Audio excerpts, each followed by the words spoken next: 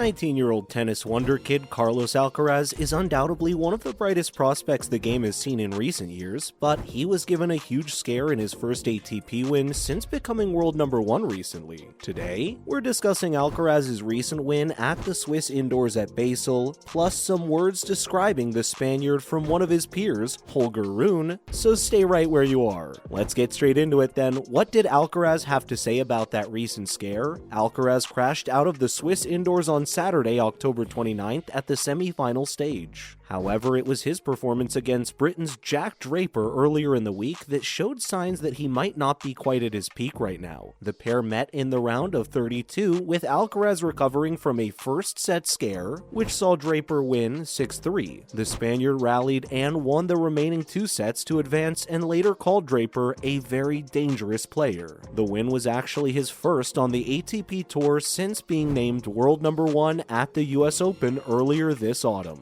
Following the match, Alcaraz explained, quote, "In the beginning of the match, it was tough. I did a lot of mistakes in the beginning. I wanted to play really aggressive on the court. For me, it's a bit slower than the other tournaments." He then added that once he realized what was going wrong, he tweaked his tactics a little before going on to say, quote, "I knew that Jack is playing great. He is a really dangerous player, and I really had to be focused and, of course, never give up." Alcaraz should be commended for realizing that he needed to change his game and having the maturity to accept his initial game plan wasn't working, and those changes paid off quickly, as Alcaraz broke early in the second and didn't look back. Give us your thoughts on Alcaraz below. Holger Rune has recently been discussing the young Spaniard next. Stick around. It's blindingly obvious that Carlos Alcaraz has had some years, having won his first ATP 500 tournament, as well as his maiden Masters 1000 tournament. He also bagged his very first major at the US Open a few weeks back. That win saw him crowned as the world's youngest ever world number 1, which is some achievement given the quality of his peers. Of course, as world number 1, Alcaraz has a ton of world-class shots in his locker, not least his use of the drop shot. One of the classiest shots in the whole of tennis, Carlos uses this one beautifully, and one of his former opponents from the juniors, Holger Rune, has recently been discussing how well he plays the shot, admitting that they both used it regularly against each other whilst they were coming up. Rune then went on to discuss the other shots in the Alcaraz locker, saying, quote, "And yeah,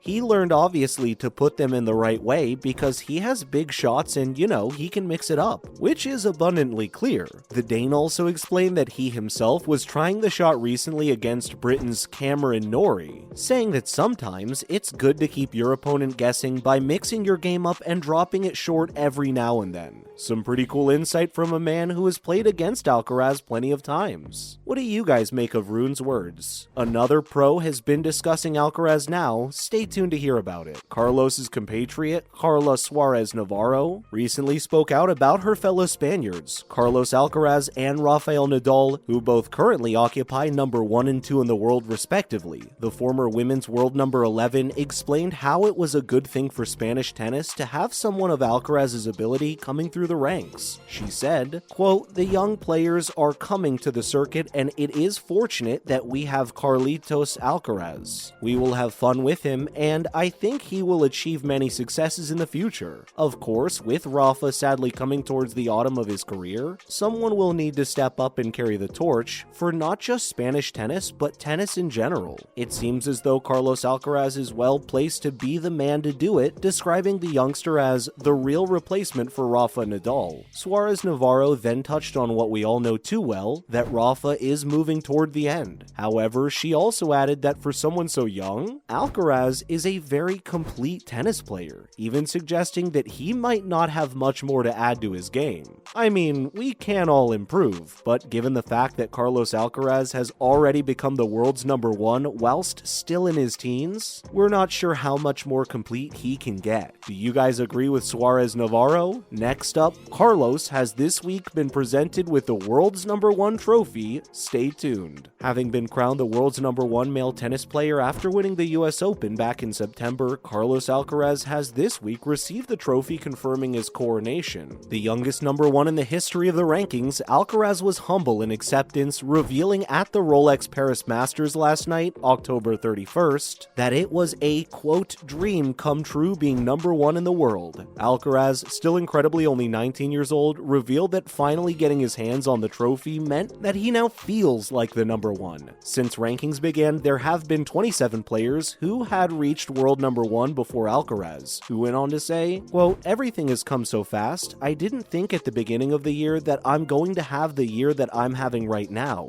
And he can say that again. The Spaniard only made his debut a couple of years back at the Rio Open, so his ascendancy to the rank of best player in the world represents a meteoric rise. He added, quote, I always believe in my team and in my work, so this is something that came with the hard work that I put in every day. The hard preseason, the work during the year with my team, everything pays off. Of course, he is the top seed and one of the favorites in Paris this week, so it will be interesting to see how he does with yet another trophy in the cabinet at such a tender age. Some news from elsewhere around the world of tennis now, and Saudi Arabia's first ever female pro. After recent accusations of sports washing leveled at the Kingdom of Saudi Arabia, there's finally some good news coming out of the peninsula. Yara Al-Hakbani is the first ever female to represent the nation in women's professional tennis, which represents a huge step forward in equal rights for women in that particular country. Saudi Arabia has long been associated with a questionable human rights record, which has seen them accused of sending gay men to their deaths and also restricting the rights of women. And given their purchase of English Premier League side Newcastle United last year, they were again accused of using sports to hide their dubious record. However, the 17-year-old Al-Hakbani is making waves in the country at the moment and recently won the J5 Isa Town Tournament in Bahrain this past weekend. The young trailblazing female is currently ranked 946th in the world by the ITF. She still has some way to go to get to the top of the women's game, but this is certainly a great story coming out of the often secretive state. What do you guys think of the news? Give us your thoughts below. And finally, Venus Williams has been in a reflective mood as of late. Venus took to Instagram Monday night, October 31st to post a picture from her professional tennis debut as a 14-year-old all the way back in 1994. The pictures, which show a fresh-faced Venus with blue braids, were taken at the 1994 Bank of the West Classic.